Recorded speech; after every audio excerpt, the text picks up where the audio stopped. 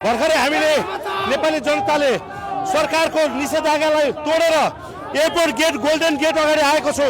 यो गेट तोड्दै गर्दाखेरि दुर्गा प्रसादजीको पनि यहाँ आगमन भएको छ। यहाँ दुर्गा प्रसादजी हेर्न सक्नुहुन्छ। दुर्गा प्रसादजीको पनि आगमन भएको छ र भिड लाखौं संख्यामा छ। नेपाली राजाको तागतलाई गणतन्त्रले रोक्न छेक्न सकेन। दर्शकबिन यो जनताको तागत हो। जनताले राजा ल्याउने भनेपछि गणतान्त्रिक सरकार पछाडि हटेको छ। त्यसकारणले दुर्गा प्रसादजीको पनि भर्खरै आगमन भएको छ। के छ हालखबर? ठिक छैन? खुसी हुनुहुन्छ? तपाईहरु सबै खुसी हो? हेर्न सक्नुहुन्छ। हामीले हिजोदेखि भनेको थियो नेपाल सरकारलाई, तपाईहरु पछि हट्नुस्, तपाईहरु जनतालाई रोक्न सक्नुहुन्न।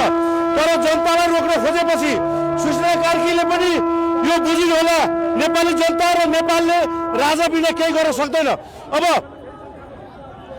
राजाको लागि नेपाली जनता जुर्के उठिसकेका छन्। तपाई एनजिओ आइएनजिओबाट फन्डेड सरकार र केही सिडिओहरूले सामान्य एउटा कर्मचारीले निषेधाज्ञा जारी गर्दैमा जनताले त्यसलाई मान्नेवाला छैनन् भनेर मान्ने यहाँ गोल्डन गेट, यो गोल्डन गेट हो, यो गोल्डन गेट हो।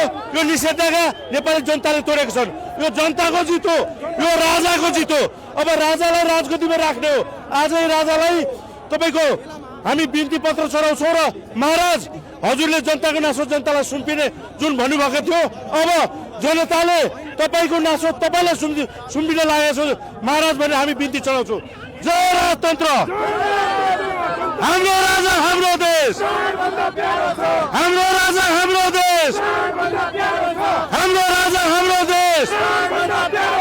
गणतन्त्र मुर्दाबाद, गणतन्त्र मुर्दाबाद, राजतन्त्र जिन्दाबाद, श्रीपाद ज्ञानेन्द्र जिन्दाबाद, श्रीपाद ज्ञानेन्द्र जिन्दाबाद, देशद्रोही नेता मुर्दाबाद, देशद्रोही नेता मुर्दाबाद।